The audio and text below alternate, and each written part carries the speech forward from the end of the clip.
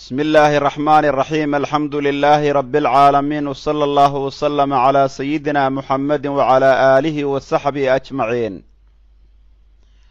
عشركان تفسيرك wuxuu ka bilaabanayaa aayadda 26 oo min suurati Zukhruf kamid ah وإذ قال إبراهيم لأبيه وقومه إنني براء مما تعبدون aayaddaasuu ka bilaabanayaa wadkur xus nabi muxamedow sala allahu calayhi wasalam id waqti ka sheekay qaala uu yidhi ibraahiimu nabiyullaahi ibraahiim calayhi wa calaa nabiyina afdalu asalaati wassalaam liabiihi aabbihii aazar wuxuu u yidhi iyo wa qowmihi asaga qoomkiisa innanii anugu baraa'un beri baan ka ahay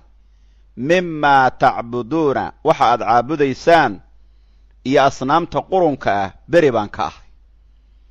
ila aladii ilaahay maahane fadaranii aniga i abuuray fa innahu ilaahay sayahdiini waa i hanuuninayaa wa jacalahaa ilaahay wuxuu ka yeelay kelimadaas kelimatan buu ka yeelay kelimadaasoo baaqiyatan weligeed joogaysa fii caqibihi ciribtiisa iyo awlaaddiisa dambe ku baaqi noqonaysa dhexdooda lacallahum waxay mudan yihiin dadkii yarjicuuna inay soo laabtaan ayay mudan yihiin buu ilahay leeyahy subxaanahu wa tacaala bal iskaba dhaafe matactu waxaan u raaxeeye buu ilaahay yidhi haaulaa'i kuwaa ayaan u raaxeeyey gaalada ah wa aabaa'ahum aabbayaalkoodiina waan u raaxeeyey xataa intii jaa'ahum uu uga yimaado alxaqu xaqu intuu uga yimaado iyo wa rasuulun rasuulkaasoo mubiinun cad oo arrintiisu mubiinun caddaynaya xaqa asagana rasuulnimadiisu ay caddaha weeyaan walammaa jaa'ahum gaaladii markuu u yimid alxaqu xaqii markuu u yimid ayay qaaluu waxay dhaheen haadaa midkaani sixrun waaba sixir bay dhaheen waa indhadaraandar iyo sixir weeye wa innaa annagu bihi xaqaa noo yimid kaafiruuna waan ku gaalownay wa qaaluu waxay kaloo gaaladu dhaheen lowlaa nuzila hallaa nuzila maa la soo dejiyo lowlaa nuzila hallaa nuzila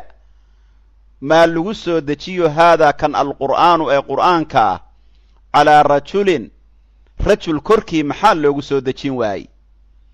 rajulkaasoo min alqaryatayni labadii magaalo mid ka mida labadii magaalo xaggeeda ka ahaaday rajulkaasoo cadiimin weyn waa kuwa sidaa odhanayee ahum ayaga miyaa yaqsimuuna qaybiya oo qoondeeya raxmata rabbika rabbigaaga raxmaddiisa nabi muxamedow ma ayagaa qaybinayu ilaah yidhi subxaanahu wa tacaala naxnu annagabaa qasamnaa annagaa qaybinnay baan rabaa baynahum dhexdooda maciishatahum noloshooda annaga ayaa u qoondaynay oo qaybinnay filxayaati noloshii addunyaa ee dhoweed wa rafacnaa waxaan kor yeelnay bacdahum qayb ka mid ah fawqa bacdin qolada kaleaan ka kor yeelnay darajaatin darajooyin baanu ka sii sara marinay liyattakhida si ay u samaystaan bacduhum qaarkood bacdan qolada kaleeto sukhriyan mid la sakhiray oo lagu shaqaysto oo shaqada kuu qabanaya say uga samaystaan wa raxmatu rabbika rabbigaaga naxariistiisa ayaa khayrun khayr badan nabi muxamedow calayhi salaatu wasalaam mimaa yajmacuuna gaaladu waxay uruurinayaan oo kulminayaan raxmadda rabbigaaga ka khayr badan walowlaa an yakuuna annaasu dadku haddii ay ahaan lahaayeen ummatan ummaddaasoo waaxidatan keligeeda hadday macnaha waxa weeye walowlaa yakuuna annaasu dadku hadday ahaan lahaayeen lowlaa an yakuuna annaasu dadku haddii inay ahaadaan aan laga cabsanayn saas weeye ummatan ummaddaasoo waaxidatan keligeeda dadku inay noqdaan hal qayb oo dhammaantood gaalnimada wada raaca. taa haddaan laga baqaynin la jacalnaa waxaannu u yeeli lahayn liman ruuxi yakfuru gaalooba birraxmaani allaha raxmaankaa ku gaalooba libuyuutihim libanta hore ka beddel guryahooda waxaannu uga yeeli lahayn suqufan saanqaafyaal ama saqfan oo min fidatin ka ahaaday buu ilaah yidhi subxaanahu wa tacaala, iyo wa macaarija sallaanyaal ama shayaal wax lagu koro ama jaranjarooyin macaarijtaasoo yadharuuna ay ku kor noqdaan calayhaa dusheedoo ay meeshay rabaan guriga dushiisa ay ku aadaan iyo meelahay rabaan ku aadaan. walibuyuutihimna waxaan uga yeeli lahayn abwaaban iyo wa suruuran buyuuddooda waxaannu u yeeli lahayn abwaab albaabo iyo wa suruuran sariiryaalkaasoo calayhaa dusheeda yattaki'uuna ay ku dangiigsadaan. waxaannu kaloo u yeeli lahayn wa sukhrufan suuradda dhan maxaa loogu magac daray suuratu sukhruf. sukhruf macnihiisu waa maxay? waa qurux dahab iyo waxyaabaha la midka ah. suuratu dukhaan baan soo marnay. dukhaanku waa maxay? macnihiisu waa qiica, sababtii loogu magacaabana waannu soo marnay. suuratu jaathiya baannu soo marnay, magacu suuradduu ku dhex jiraa. wa sukhrufan baannu u yeeli lahayn dahab. wain kullu daalika lamaa mataacu alxayaati addunyaa. hadda waxaa la yidhaahdaa intu waa bimacnaa maa oo naafiye ah, lamaaduna waa bimacnaa ilaa bay noqonaysaa. haddii sidaa oo kaleeto maadaan lamaada ku jidha qirada la akhriyo ah wain kullu daalika lamaa mataacu alxayaati addunyaa waalaakhiratu cinda rabbika lilmuttaqiin. haddii la akhriyana macno kale yeelanaysaa weeyaan. wain kullu daalika maa kullu daalika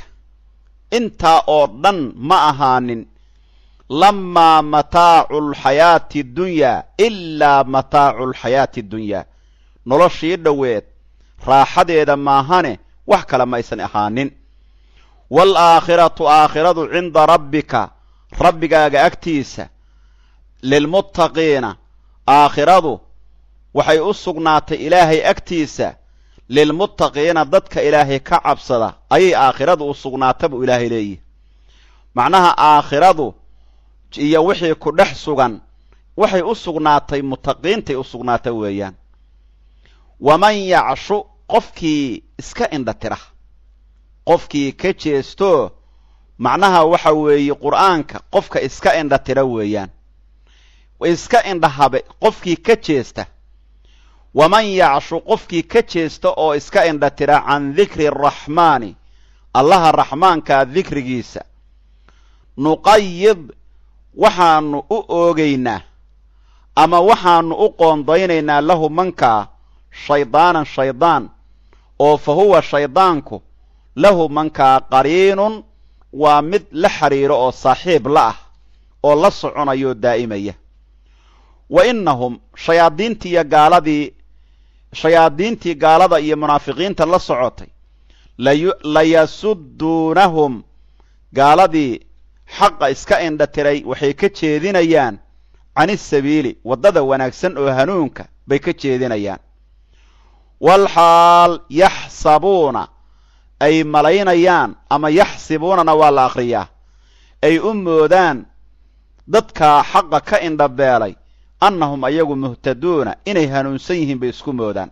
horay baa waxaa loo yidhi nin walba qumanihiisa qoorta ugu xidhan, li'anna ruuxa lunsan wuxuu u moodaa inuu kaa saxan yahay. xataa idaa jaa'anaa haddii uu noo yimaado qofkii lunsanay waa gaalkii lunsanay qiyaamada markuu dhinto qaala wuxuu odhanayaa yaa layta shallaytee alla shallaytee baynii aniga dhexdayda iyo wa baynaka adiga dhexdaada shayddaanow ahaadeena bucda almashriqayni labada qorax soo bax macnaha qorax soo bax iyo qorax dhac bucdigooda kala dheeraantooda oo kale alla maxay u noqon weyday aniga iyo adiga maxaana isu kaana dhoweeyey alla meesha qorraxdu ka soo baxdo adigu maxaad u joogi weyday aniguna meeshay u dhacdo maxaan ugu noolaan waayey adiga iyo aniga maxaa saaxiib naga dhigay alla way lumisay calaacal buu gelayaa waa yowmun laa tanfacu nadaama maalinkaa u shallaynayo calaacalku waxaba materaayo yowmulxasrati ayaa ka mida qiyaamada magacyadeeda yoomkii shallaytada iyo calaacalka ayaaba la yidhaahdaa yoomkii qiyaamada baa la yidhaahdaa yowmuzalzalati baa la yidhaahdaa yowmulwacdi waalwaciid baa la yidhaahdaa yowmusaacati baa la yidhaahdaa waa yoomkii oo markaa waxa weeye yoomulfiraar qof kastaa qofka kale ou ka cararayay oo waalidku carruurtiisii ou ka cararayo sawjadiisa ou ka cararayo oo maalkii iyo awlaaddii waxaba kuu taraynin oo qof kastaa uu odhanayo alla maanta maxaan ku badbaadi doonaa ilaahay wuxuu leeyahay subxaanahu wa tacaalaa fa bi'sa alqariinu ruux saaxiib laga yeesho ayaa baas lahaaday macnaha waxaa baas lahaaday ruux saaxiib laga dhigto gaalkiibaa odhanaya ilaahay baana nooga sheekaynaya qariin baa baas lahaaday ruux saaxiib laga dhigto adaa u xun shaydaanoo maxaan kuula saaxiiba bela ku qaaday walan yanfacakumlyawma ilaahay baa marka la hadlaya subxaanahu wa tacaala walan yanfacakumlyawma maanta idin anfici maayo kuwaan xaqa ka indhabeelay oo qur'aanka ka jeestayow iyo gaaladii macnaha iyo shayaadiintiiyoy idin anfici maydo id dalamtum haddiiba aad macnaha dulmi samaydeen annakum adinku filcadaabi cadaabta dhexdeeda mushtarikuuna kuwa ku shirkoobay cadaabta inaad tihiin maanta waxba idinku tari maydo afa anta adiga miyaa nabi muxammedow sala allahu calayhi wasalam tusmicu maqashiinaya xaqa assumma midka dhegahala oo xaqa ka dhegala wax ma maqle aa la yidhaahdaa dhagool maad wax maqashiin kartaa ow tahdi alcumya mase midka waxa weeye indhoolka ah oo indhalaawo la yidhaahdo miyaad adigu soo hanuunin kartaa waman ruux miyaad wax maqashiin kartaa kaana ahaaday fii dalaalin baadi dhexdeed dalaalkaasoo mubiinin cad buu ilahay leeyay subxaanahu wa tacaala fa imaa nadhabanna bika haddii aanu kula tagno oo aan kula tagno adiga nafta aan kaa qaadno nabi muxammedow calayhi salaatu wasalaam gaaladaan ku beeniday inta aysan dhimanin haddii adugu aad ka hor marto oo adiga aan ku qaadanno fa innaa annagu minhum ayaga xaggooda muntaqimuuna waan ka aar gudanaynaa kor iyo hoosba fakan maayaan ama adigu ka horgeeriyo ama ha kaa dambeeyeen ama adigoo nool ha dhinteen laakiin mafakadayaal baa la yidhaahdaa dhaalimiinta mar kastaba waan ka arsanaynaa ow nuriyannaka haddii aanu ku tusinno alladii midkii wacadnaahum gaalada aanu macnaha u yaboohnay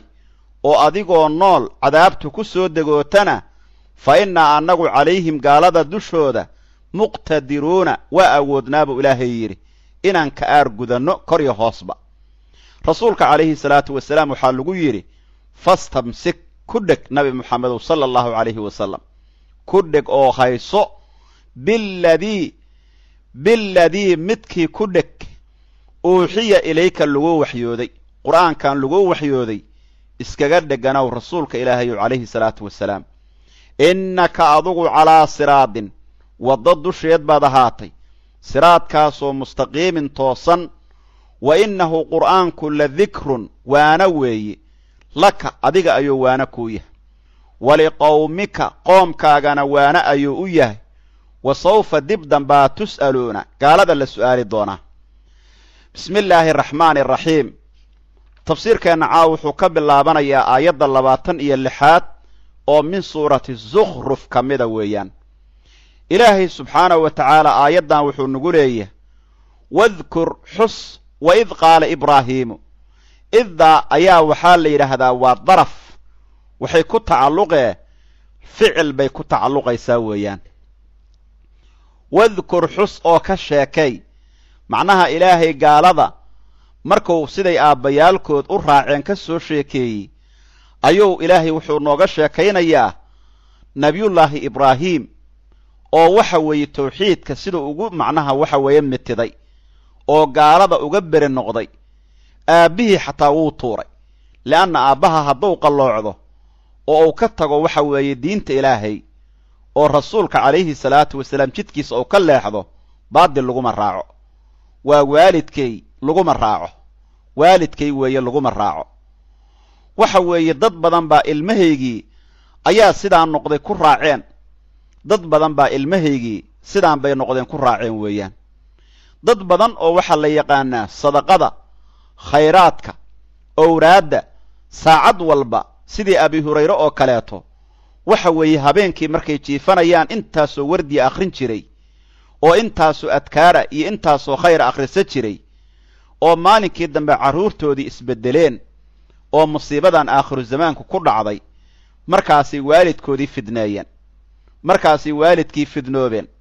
markaabay iska tuureen aaladdii ay khayrka ku baran jireen oo wax ku akhrisan jireen waxayna dhaheen arrintaasoo dhan ilmahaygaa noo sheegayoo waa khuraafaad waxa la samaynayo waa khuraafaad bay dhaheen mana garanayaan diinta islaamka marka ruuxa waxa weeye haddee la fidnaynayo oo musiiba ku dhacayso ilaahay wuxuu doonuu fidno kaaga dhigin karaa sideedana owlaaddu waa fidno oo ilaahay baa noo sheegay owlaaddiinna iyo maalkiinnu fitna idiin taha buu ilaahay yidhi imtixaamkaa marka adduunka in lagu fidnoobaa waa khatar awlaaddaada inaad ku fidnowdo ood ayaga daraaddood ilaahay uga go'do diintiisa waa khatar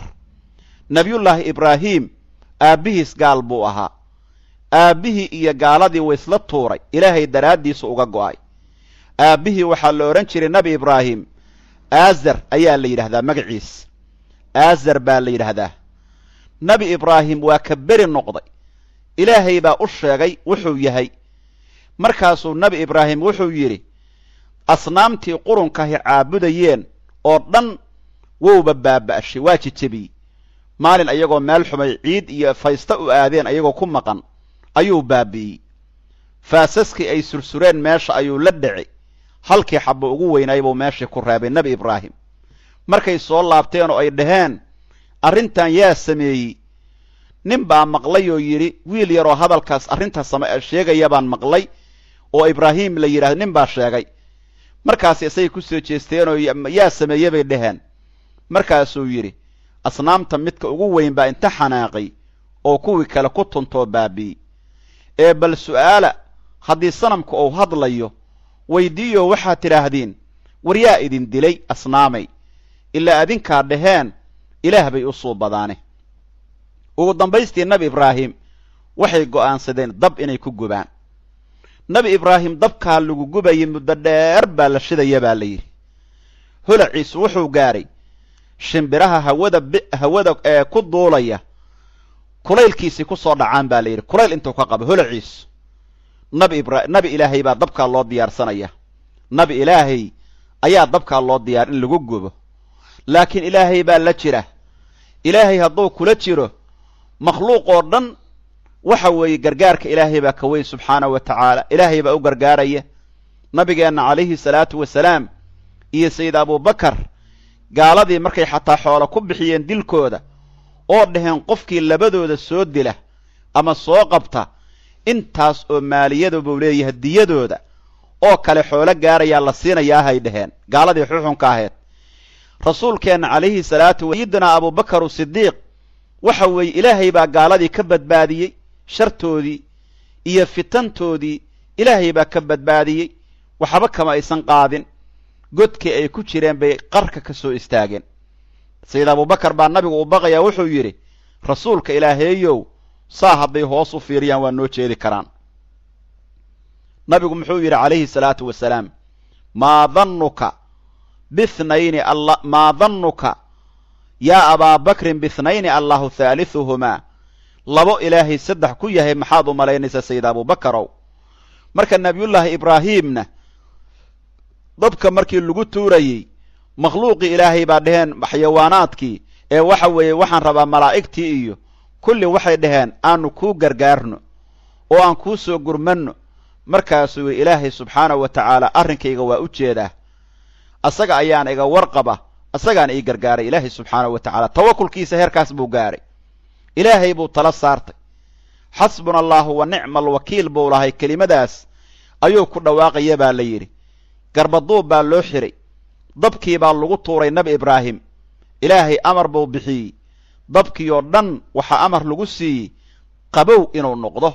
oo nebi ibraahim uusan waxba ka qaadin. ilaahay subxaanahu wa tacaala marka wuxuu leeyahay, wadkur xus nabi muxammedow sala allahu calayhi wasalam, id waqti ka sheekay qaala ibraahiimu, nabi ibraahim ou yidhi liabiihi aabbihiis wuxuu ku yidhi iyo wa qowmihi qoomkiisa, innanii anugu baraa'un beri baan ka ahay mimaa tacbuduuna, waxa aad caabudaysaan ood dhoobdhoobaysaan anugu ilaah uma aqaano. asnaamtan qurunka ah anugu ilaah ka dhigan maayo, beri baan ka ahay, waan ka beri noqday bilkulliyati weeyaan, takhallaytu canhu bilkulliya. ila aladii ilaadan wa aadaatu listithnaa xagga naxwada marka la joogo waxaa la yidhaahdaa istithnuhu waa munqadic ama waa mutasil. hadday asnaam kaliya caabudayeen waa munqadic, hadday asnaamtii ilaahay wada caabudayeen waa mutasil. anugu waxaad caabudaysaan beri baan ka ahay, laakiin ilaahay beri ka noqon maayo. ila aladii ilaahay maahane fadaranii aniga ee abuuray, oo ilaahay isaga waa caabudaa, laakiin wax kaloon caabudaa ma jiraan. fa innahu ilaahay sayahdiini, asagaa i hanuuninaya, diintiisa igu hanuuninaya. sidaasuu yidhi. hadalkaas nebi ibraahim oo ku dhawaaqay oo tawxiidka ah, oo ilaaha i hanuuninaya iyo tawxiidkiisuu qabsaday oo ku dhegay ah, ilaahay baa waxa weeye barakeeyey. carruurtiisii oo dhan ka soo farcantay baa diintii ilaahay si fiican ugu dhegay. wa jacalahaa ilaahay kelimadaas wuxuu ka yeelay kelimatan baaqiya, kelima baaqi noqonaysa, baaqiyatan kelima baaqi noqonaysa fii caqibihi, ciribtiisa iyo carruurtiisa dambe iyo farciisa iyo nasligiisa iyo tarankiisa ayay baaqi ku noqonaysaa. caqibku waa alwalad, wa waladulwalad baa la yidhaahdaa. lacallahum waxay mudan yihiin dadkii ama gaaladii naftoodiiba yarjicuuna inay soo laabtaan oo ilaahay inay u soo laabtaan bay mudan yihiin. ilaaha i hanuuninaya buu yidhi, leanna ilaahay baa abuuray anoon jirin, asagaa diinta igu hanuuninaya. wayuhdiinii ilaa dariiqi asacaada, kelimadiisii ilaahay wuxuu ka yeelay baaqiyatan fii duriyatihi falaa yazaalu fiihi man yuwaxid allah. ilmaha nabi ibraahim laga weymaayo qof ilaahay waxidaya. lacallahum yarjicuun, rajaa'a an yarjaca ila aliimaani man ashraka minhum. waxay mudan yihiin, lacallahum dadkii waxay mudan yihiin yarjicuuna inay ilaahay u soo laabtaan. ilaahay wuxuu yidhi, bal iskaba dhaafe matactu, waxaan u raaxeeyey haaulaa'i kuwaas. macnaha gaaladan imaamulbaydaawi wuxuu ku tilmaamay haaulaa'idan almucaasiruuna lirasuuli sala allahu calayhi wasalam min qurayshin wa aabaa'ihim bilmaddi fi lcumri waannicmati faاctarafuu bidalika wainhamakuu fi shahawaat. macnaha waxa weeye nabiga ummaddii gaaladaahoo la joogtay ilaahay baa cumriga u barakeeyey, ilaahay baa nicmada u badiyey, markaasay adduunyo iska dabaasheen. bal matactu waxaan u raaxeeyey haaulaa'i kuwaan buu ilaahay yidhi, wa aabaa'ahum aabbayaalkoodiina waan u raaxeeyey, aabbayaalkoodiina waan u raaxeeyey.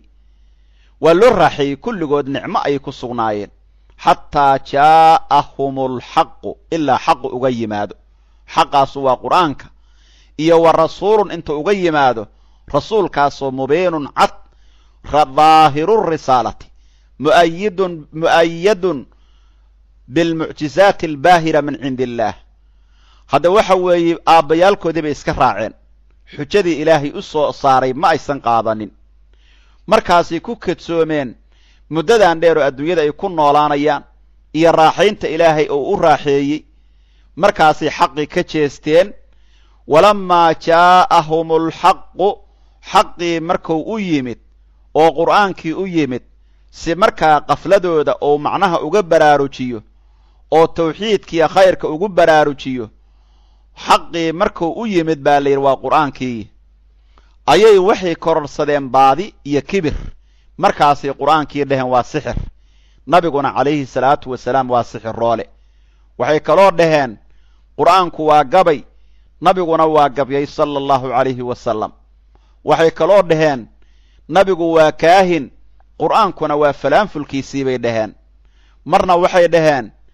waa asaadiiru alawwaliin waa dadkii hore sadarro laga soo qoray iyo hadallo laga soo guuriyey odayaashii hore wax walba oo dacaayada ayay ku tilmaameen rasuulka calayhi salaatu wasalaam iyo qur'aankii loo soo dhiibay walammaa jaa'ahum alxaqu xaqii markuu u yimid gaaladii ayay qaaluu dhaheen haadaa midkaani sixrun sixir weeyi wa innaa annaguna bihi xaqan kaafiruuna kuwa ku gaaloobaya baana waa ku gaaloobaynaa laa nusadiqu annahu kalaamullah kalaamkii ilaahay inuu yahay maba rumaynayno abuu sacuud wuxuu yidhi qur'aankay sixir ku magacaabeen waana ku gaaloobeen wastaxqaruu rasuula calayhi salaatu wasalaam rasuulkana way xaqireen calayhi salaatu wasalaam gaalnimadoodii hore waxay ku darsadeen mucaanadata alxaqi waalistihaanati bisayidina muxammadin sala allahu calayhi wasalam waxay kaloo dhaheen qur'aankan maxaa loogu soo deji waayey nin cajiib ah oo magaalada mako degan ama magaalada daa'if labadaas magaalo nin degaankooda labadaa magaalo dadka degan labada nimo ugu sharafta badan maxaa qur'aanka loogu soo deji waayey marka nabi moxamedo calayhi salaatu wasalaam wiil yaroo agoon ah oon maal lahayn oo aan wax kale lahayn oo aan siday tilmaamayaan aan wax kala wadanin lagu soo dejinayo maxaa nin weynoo laga dambeeyo warkiisa la qaato loogu soo dejin waayey wa qaaluu xikmadda ilaahay iyo ilaahay wuxuu bixinayo ma aha inaad xasado ood inkirto weeyaan ilaahay qofkuu doono ayuu waxa weeye karaamayn karaa qofkuu doono ayuu sharfin karaa qofkuu doono ayuu xikmadda u fidiyaa ilaahay asagaa wax bixiya ee lama odhanayo qofkaani reer fulaan buu ka soo jeedaahe qof reer fulaan ka soo jeeda ayaa xaq u lahay arrinkan qof kale see wax looga akhrisanayaa soomaalida iyo nafteeda u badan qofkaasu waxa weeye see qof kale wax looga akhrisanayaa li'anna xikmadda ilaahay baa bixiya ee qof la yidhi asagaa macnaha boqortooye camal u leh yaa ku yidhi wa qaaluu waxay dhaheen lowlaa nuzila hallaa nuzila maa lagu soo dejiyo maxaa loogu soo dejin waayey haadaa kan alqur'aanu ee qur'aanka ah calaa rajulin nin dushii ninkaasoo min alqaryatayni labada magaalo xaggeeda ka ahaaday ninkaasoo cadiimin weyn min ayi alqaryatayn labadaa qaryo waa maka wa daa'if baa layidhi mako iyo daa'if labadaas magaalo weeyaan waxayna uga jeedaan bay dhaheen labada nimay sheegayaan nin oo labada magaalo macnaha labadaas magaalo nin oon degan mako ama nin degan daa'if maxaa qur-aanka loogu soo deji waayey oo cadiim ah nin cadiim ah oo cajiib ah waxay uga jeedaan weliid binu muqiiro oo dadka reer mako ay aad u qaymeeyaan maxaa loogu soo deji waayey oo maaliyad wax walba cajiib ku ah ama ninka degan daa'ifoo curwa binu mascuud athaqafi la yidhaahdo oo daa'if deganaay waxay qurayshtu la yaabeen qur'aankii lagu soo dejiyey nabi moxamed sala allahu calayhi wasalam wa huwa faqiirun yatiimun asagoo faqiir ahoo aabba aan lahayn baa lagu soo dejiyey waxay markaa macnaha dalbeen maxaa qur'aanka nin cajiiba loogu soo deji waayey waxay u maleeyeen in waxa weeye ruuxa maalkiiyo jaahale inuu waxyiga mutaysto ayay u maleeyeen waxay u maleeyeen baa la yidhi ma oga baa la yidhi ruuxa cadiimka lagu tilmaami karaa inuu yahay ilaahay midkuu weyneeyo waxay fiirinayaan cadamada waxay u moodeen maal iyo adduunyo iyo madaxnimo in lagu gaaro wa haadaa ra'yu ljaahiliina fii kulli zamaanin wa makaan wakhti walba iyo zebin walba iyo meel walba sida haddaba aanu joogno sharafta in lagu helo iyo maalka ee waxaan rabaa sharafta iyo qiimaha in lagu helo maalka iyo jaaha in lagu helo ay u moodayaan hadda waxa weeye cadamadii waxa bixiya ilaahay baa bixiya ruuxa weyne waa ruuxa ilaahay weyneeyo ilaahay wuxuu yidhi ahum ayaga miyaa yaqsimuuna qaybinaya raxmata rabbika rabbigaaga raxmaddiisa ayaga miyaa qaybinaya raxmadda ilaahay weeye waxyigu ma ayagaa qaybinaya raxmadda ilaahay ayaga miyaa qofkay doonaan nabi ka dhigaya ayaga maa qofkay doonaan wax ku soo dejinaya ma ayagaa qofkay doonaan ka dhigi karaa waxa weeye rasuul naxnu annaga baa qasamnaa qaybinay baynahum dhexdooda maciishatahum noloshooda fi lxayaati addunyaa noloshaan adduunyadan dhow xayaatadan dhow oo ay nool yihiin annagaa xataa noloshooda maamulna luqmadda ay laqayaan iyo koobka biyahay cabbayaan annagaa maamulna marka adduunyadii liidatay ayuuba ilaahay qayb uusan ku siin oo kuu qorin aadan heli karine nicmadii weyneed oo nabinimo iyo xikmadda ilaahay bixiyaa see qofka adugu aad doonto u siin kartaa ilaahay oonbaa maamulka wata weeyaan annagaa xukumayno qofkaan doonno qani ka dhigayno ilaahay yidhi qofkaan doonnona faqiir qofkaan doonno boqor qofkaan doonno mamluuk annaga ayaa dadka kala geynayno mid xoolo iyo arsaaqda sidaan doonnan u maamulayna haddii noloshii adduunyaba aan saa u maamulayno sidee marka nabinimadii iyo waxyigii iyo xikmaddii ilaahay bixinayay siday noqonaysaa iyadu ma qofkaad doonta adigu siin kartaa may sida aan wuxuu yidhi imaamu tasiil ilaahay wuxuu uga jeedaa sida aanu noloshooda u maamulayno kadalika qasamna almawaahiba diiniyati weeyaan hibooyinka diinta ana sidaasaanu u maamulaynaa annaga ayaa qaybinay noloshooda adduunyada dhexdeeda wa rafacnaa waxaanu kor yeelnay bacdahum qayb ka mida tanaadnimo ayaan ku kor yeelnay xikmad iyo khayr baanu siinay fawqa bacdin qolo kale aan kasii kor marinay wa rafacnaa bacdahum qayb ka mida waxaan kor yeelnay fawqa bacdin darajaatin ayagii naftoodii baa la kala darajo mariyey oo xagga risaqii noloshii maraatibtoodii haadaa qaniyun wa haadaa faqiir haadaa mutawasit haadaa mamluuk haadaa maalik kulli waa la kala sara mariyey wey dadkii haddee dadkoo dhan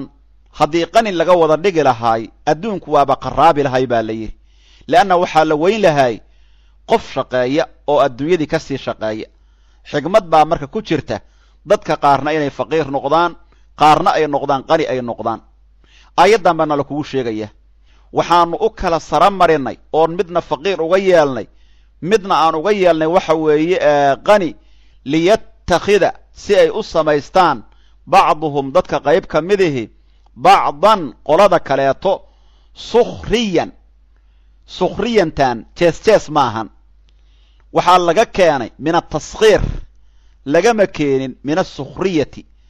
sukhriya haddii laga keeno jees bay noqon laheyd mana la ogola taa sukhriyan mid la sakhiray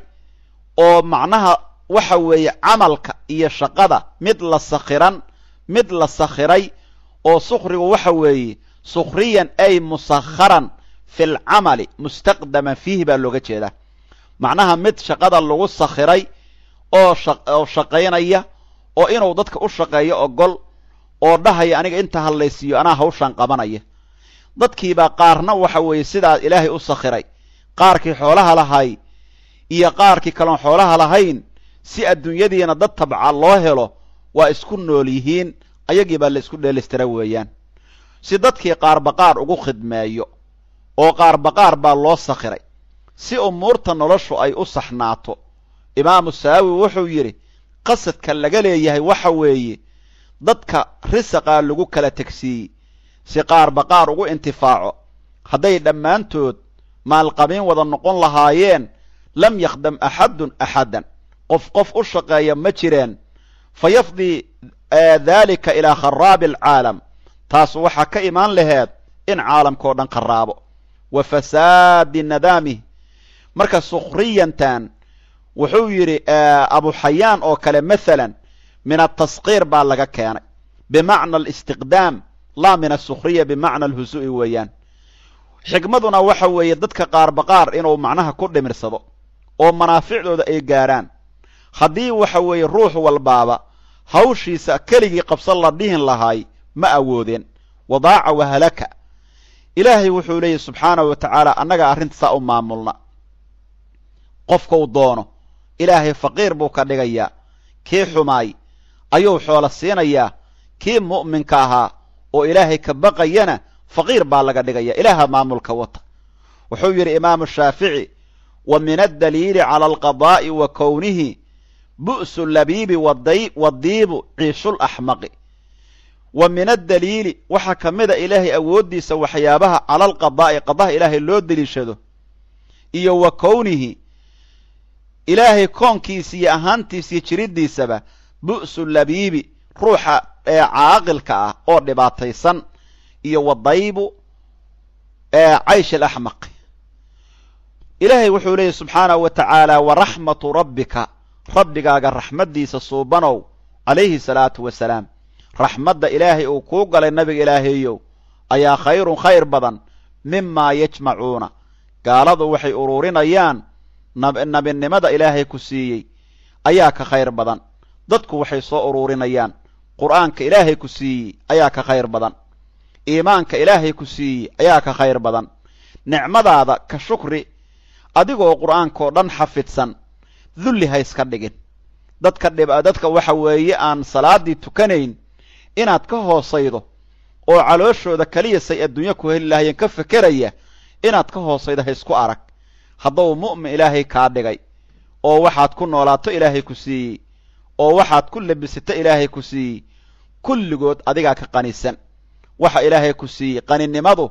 halkaa qalbigaa midda ka timaada weeyaan ma aha maal badan oo soo gala sanduuqaaga ma aha maal badan oo soo gala jeebkaaga ma aha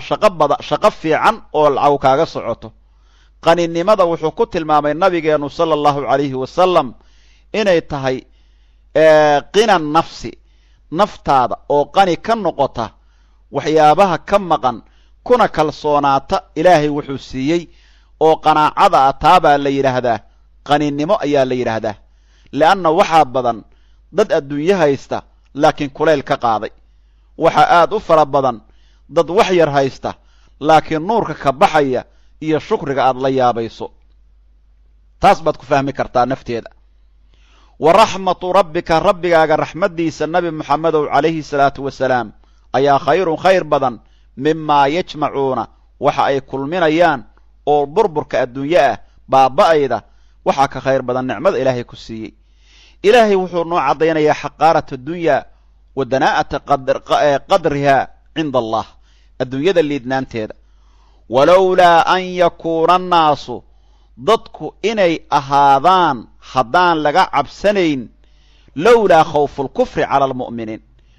ma ahaateen ay culimmadu dhahaan lowlaa an yakuuna annaasu dadku inay ahaadaan ma ahaateene ummatan ummaddaasoo waaxidatan keligeeda macnaha dadka haddii sidoodaba gaalada haddii waxaa la yidhi kulli adduunyo laga macnaha simi lahaay ilaa hadda gaalada waxaa malaayiin gaalaha waxaa jidha fuqara ah oon waxba haysan oo dhibaataysan oo tuugsanaya haddii marka kulligood xoolo laga wada simi lahaay oo waxa weeye loo yeeli lahay guryahooda saanqaafkiisa dhan fido miiran jaranjaradiisa dahab albaabadiisa fido iyo dahab sariiraha sidoo kale wax walba maaliyada lagu wada sharxi lahaay dadka ayaa kulligood waxaa looga cabsi qabi lahaay arrintaas inay waxa weeye dadku ay gaalnimadii u wada cararaanoo waxa weeye waxaa looga cabsanayaa dadkii inay macnaha gaalnimadii ay dhahaan warrarsanaaba loo qani noqonaya ama adiguna meesha ka war doontaa taas haddaysan jiri lahayn ilaahay wuxuu leeyahay adduunyo inaysan qaymo lahayn gaalka aanba adduunyo ku wada sharxi lahay kulligiis intay haystaana laga sii badi lahay xataa leanna xadiid waxaa soo arooray xadiidulqudsi ah oo ilaahay subxaanahu wa tacaala uu leeyahay oo imaamu tirmidi warinayo ilaahay wuxuu yidhi low kaanat iddunyaa tasinu cinda allaahi janaaxa bacuudatin hadday adduunyadu rabbi agtiisa ku qiimo dhan tahay garab kaneeco maa saqaa kaafiran minhaa jurcata maa'in gaalka hal mar biyow jugsiyo dhuunta mariyo xitaa kama heleen laakiin adduunka aad arkayso gaaladii tiradii inta ka badatay intaasoo nuuc maraysa waxaa adduunyada loo siiyey inaysan qaymo lahayn li'anna shayga qaymaha leh waa jannadee waa ridaha ilaahay waa qur'aanka waa iimaanka waa nabiga calayhi salaatu wasalaam xubbigiisa waxaa ilaahay siiyey qofka mu'minkaa ayuu ilaahay u dooray laakiin shaygii xumaay oo qiimaha la'ay waxaa la siiyey qofkii aan qiimaha lahayn waa gaalkii sidaa daraaddeed wuxuu dhihi jiray nabigeennu sala allahu calayhi wasalam adduunyadu waa jannadii gaalka adduunyadu waa xabsiga mu'minka qofka mu'minka ah intuu adduunyada joogo raaxo rasmi ah ma helin markuu ilaahay raxmaddiisa iyo jannadiisa uu tago markaasi u bilaabanaysaa raxmaddii ilaahay iyo khayrkii ousan ka dhimanayn oo ka duqoobayn oo ka xanuunsanayn oo ka murugoonayn oon madax wareer lahayn oon welwel lahayn oon tiiraanyo lahayn oon murug lahayn midnaba ayuu ku sugnaanayaa markaasuu waxa weeye wixii uu soo maro adduunye iyo raaxadeeda ah waxaasoo dhan wuu halmaamaya dhibkii uu soo marayoo dhan nicmo cusub iyo nolol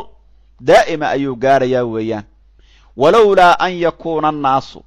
dadku inay ahaadaan ma ahaateene ummatan ummad waaxidatan keligeeda inay hal mar kulligood gaalnimo iskugu tagaan oo gaalnimada jeclaadaan markay arkaan gaalka sida ilaahay xoolo u siiyey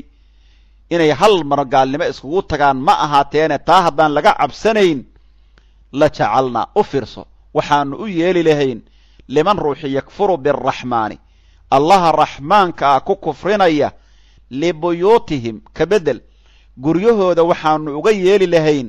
saqfan ama suqufan jamac weeye marka haddii la yidhaha suqufan saqfanna waa la akhriyaa waa mufrad markaa weeyaan guryahooda waxaanu uga dhigi lahayn suqufan saanqaafyaal baanu guryahooda u yeeli lahayn oo min fidatin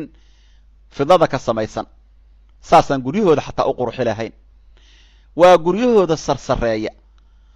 alqusuuru ashaahiqatu almusakhrafatu bianwaaci الziinati wاnnuquush sakfuhaa min alfidati alkhaalisa waxaan kaloo u yeeli lahayn wa macaarija macaarij baanu u yeeli lahayn macaarijtu waxa weeye macaarij baanu masaacid wa maraaqi jamcu micraaj wahuwa maa yascadu calayhi alinsaanu kadarji wanaxwi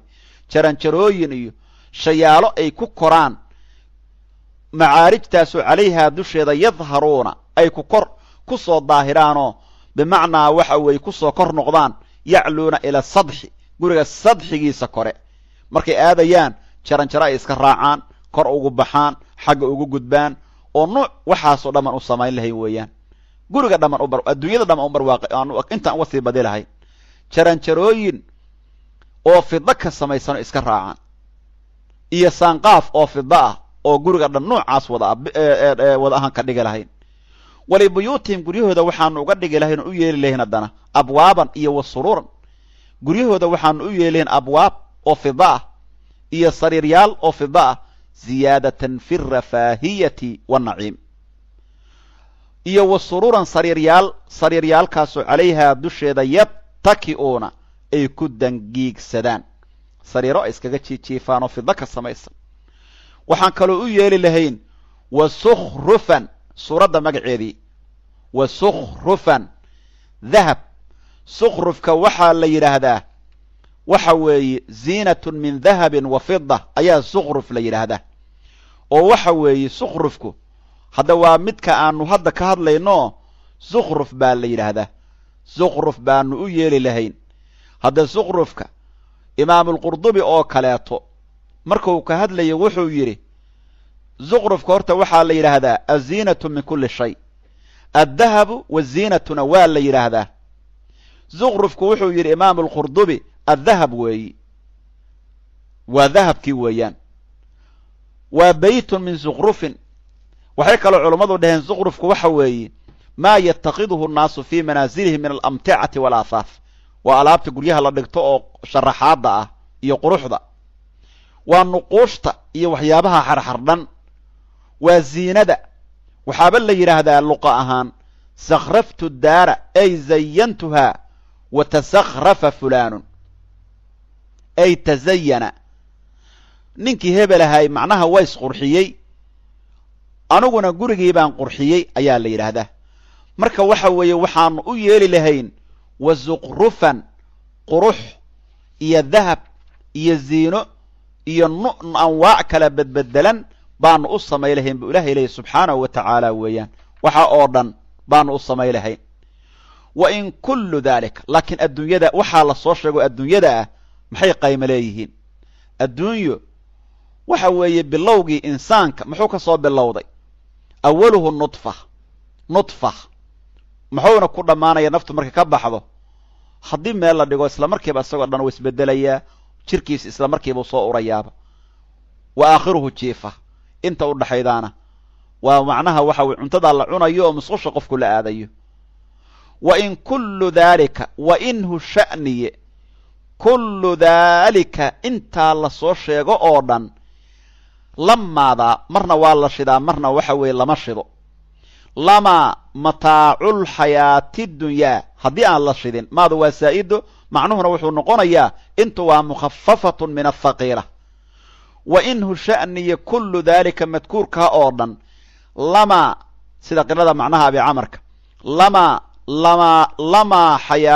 lamaa mataaculxayaati dunyaa waxay ka dhigan tahay lamataacu xayaati dunyaa lamataacu lxayaati dunyaa intaasoo dham waa raaxadii adduunyada oo dhoweetay haddii la shido oo iyadoo miimku shidan la akhriyana waa bimacnaa ilaa wa in kullu daalika maa kullu daalika madkuurkaasoo dhan ma ahaanin lamaa mataacu lxayaati dunyaa ilaa mataacu lxayaati noloshii raaxadeeda mooyee wax kale ma ahan noloshaasu adduunyaa ee dhoweetay adduunyada lagu soo sheegoo dhami waa un raaxo yaroo birbira oo adduunyada wax kaloo qaymahoy leedahay ma ay jirto waa wax yaroo lagu raaxaysto waalaakhiratu aakhiro lilmuttaqiina bay u sugnaatay cinda rabbika rabbigaaga agtiisa aakhirada ah muttaqiintay u sugnaatay ayuu ilaahay leey subxaanahu wa tacaala waalaakhiratu aakhiro aakhiradaasuu cinda rabbika rabbigaaga agtiisa ahaatay lilmuttaqiina mu'miniintay u ahaatay ilaahu nagu dar aakhiradii waxaa iskale mu'miniintoo qof la wadaagsanaya ma jiro ayaga ayaa la siiyey laakiin adduunyadan xaqiran qayma ma lahan macnaha waxa weeye gaalkii baa iskaga intifaacaya laakiin aakhirada mu'miniinta ilaahay siiyey waman yacshu qofkii ka jeesto ilaahay yidhi can dikri araxmaani hadda waxaa la yidhi cashwiga yacshu bimacnaa yucrid asalkiisu wuxuu ka yimid idaa casha albasaru qofku markuu indha habeeneeyo aragtidiisu yaraato naaqatun cashwaa waa tan la yidhaahdaa alcashwu huwa annadaru bibasarin daciif waman yacshu qofkii ka indha habeenaadiya waman yacshu qofkii ka indha habeenaadiya waman yacshu qofkii ka jeesto iska indha tira bimacnaa yatacaamaa wayatacaashaa wayataqaafal ismoogaysiiya ishalmaansiiya isnacsiiya iska indha tira iska indha habeenaysiiya can dikri araxmaani allaha raxmaanka ah dikrigiisa iyo qur'aankiisa kariimka ah oo macaanta badan qofka waxa weeye iska indha tira iyo cibaadada ilaahay subxaanahu wa tacaala nuqayid lahu shaydaanan nuqayid waxaanu u oogaynaa waxaanu u qoondaynaynaa waxaanu macnaha u diyaarinaynaa waxaanu u yasiraynaa lahu asaga shaydaan shaydaankaasoo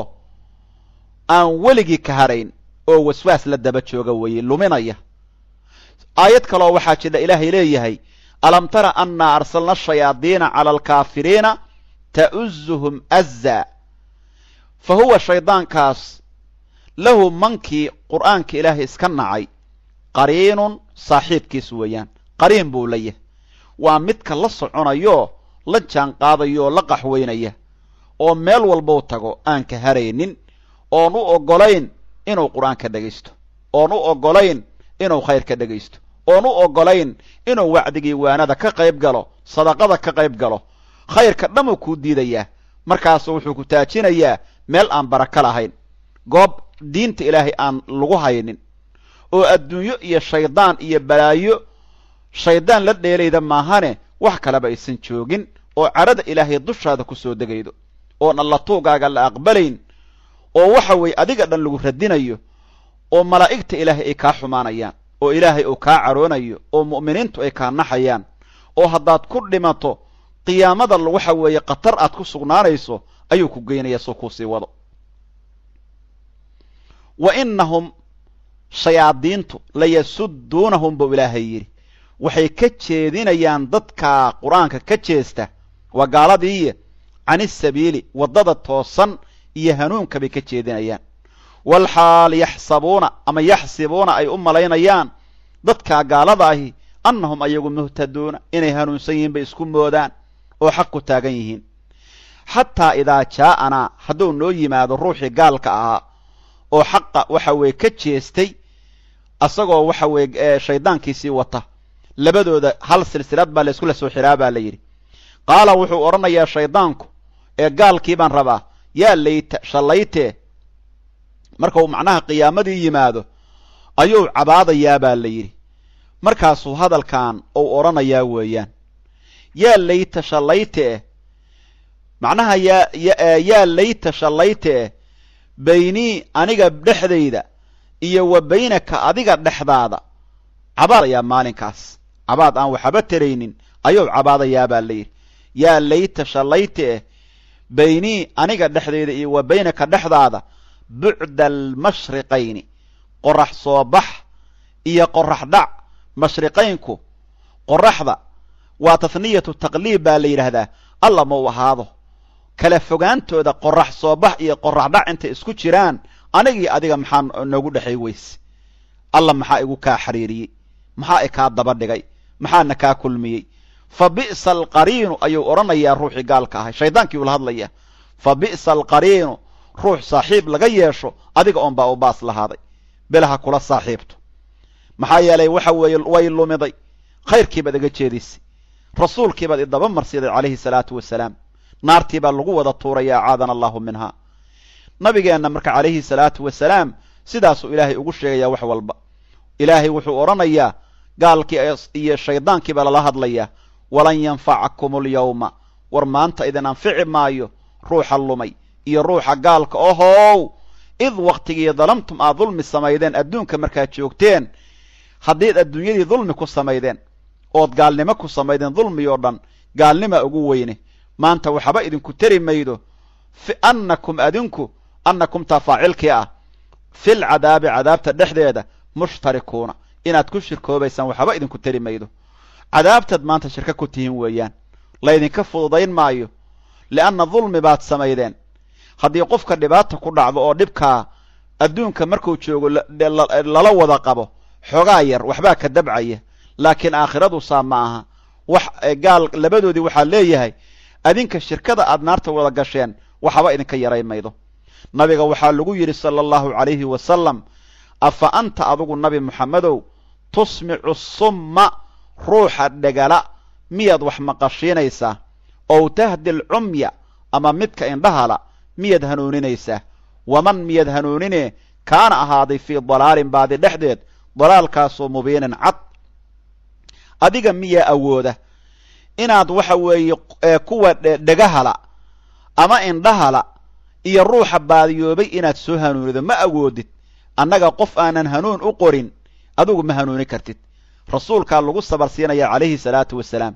wuxuu ku dadaali jiray gaalada inuu iimaanka ugu yeedho, markaasi waxay ka sii qaadaan xaqa inay iska sii indhatiraan oo ka sii dhegabeelaan. haddii annagu marka aanan soo hanuunin, mada adugu awooda inaad hanuuniso? waa maya. fa imaa nadhabanna bika, haddii aanu kula tagno adiga ayagoo ayagu nool, haddii adiga dhimashadaadu hor marto intaanan ka aargudan, fa innaa annagu minhum ayaga muntaqimuuna, waan ka aargudanaynaa. kor iyo hoos fakan maayaan. xataa adigoo haddaad hor dhimato ayagoo aan weli la ciqaabin, waan ka aargudanaynaa gaalada, marnaba daymayno. oo ilaahay leeyahy subxaanahu wa tacaala, ow nuriyannaka, haddii aanu ku tusinno alladii kii wacadnaahum aan gaalada aan u yaboohnay. adigoo nool haddaan ku tusinno wixii aan u yaboohnay, oo adoo nool ayaga aan cadaabno, noloshaada haddaan intaad nooshahay cadaabno, fa innaa annagu calayhim dushooda muqtadiruuna waa awoodnaa, oo naga fakan ma karaan buu ilaahay leeyahy. arrintaasna wuxuu yidhi sayidinaa cabdullahi ibni cabbaas, ilaahay raadaha ka noqdee, ilaahay nabiga waa tusiyo isagoo nool baa gaaladii wax badan la baabiiyey maalinkii beder maalanba. gaalo badan 70 gaalba meesha lagu dilay weeyaan fastamsik qabso oo ku dhig billadii kii ku dhig nabiga ilaahayow ama ayaga adigoo nool hala cadaabo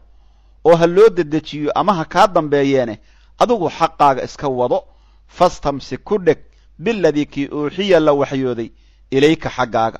qur'aankii lagu waxyooday ku dheganaaw innaka adigu calaa siraadin waddo dusheed ayaad ahaatay siraadkaasoo mustaqiimin toosan nabiga ilaahayow waddo toosan ayaad ku taagan tahay weeyaan wa innahu haddana qur'aanku la dikrun waa dikri xus ilaahay weeyi waa sharaf cadiim ah oo dikri ah waa dikri qur'aanku laka adigoo kuu yahay iyo waliqowmika adiga qoomkaaga adigii iyo qoomkaagaba dikrigu wuxuu qur'aanku idin yahay dikri iyo sharaf markii luqadiinni lagu soo dejiyey oo adiga haddana lagugu soo dejiyey wa sawfa dib dambe ayaana tus'aluuna ayaga la weydii doonaa nicmadan ilaahay ou siiyey hadda dikrigaas waxaa looga jeedaa bimacnaa sharaf ayuu idin yahay weeyaan nabiga qoomkiisuna calayhi salaatu wasalaam waa quraysh iyo carab oo dhan maxaa yeelay islaamka waxay ku gaareen sharafa adunyaa waalaakhira waxayna macnaha wayakfiika an fataxuu mashaariqa addunya wa maqaaribiha wa saarat fiihim alkhilaafatu waalmilku qur'aanku waa sharaf likulli man tabicahu qof walboo raaca buu sharaf u yahay ilaahay waxa weeye qur'aanka hadda waa dikri ilaahay noo soo dejiyey waa sharaf ilaahayna siiyey waa karaamo iyo qaymo oo qofka haysta ou qalbigiisu nuurayo oo waxa weeye ou qalbigiisii ou yahay qalbi wanaagsan oo markaa guri camiran lamid ah ilaahay barakadiisa hana siiyo iyo nuurkiisa qur'aanka kariimka ah casharkeenna tafsiirkana caawa intaasan ku soo koobaynaa wallahu waliyu tawfiiq wassalaamu calaykum waraxmat ullaahi wabarakaatu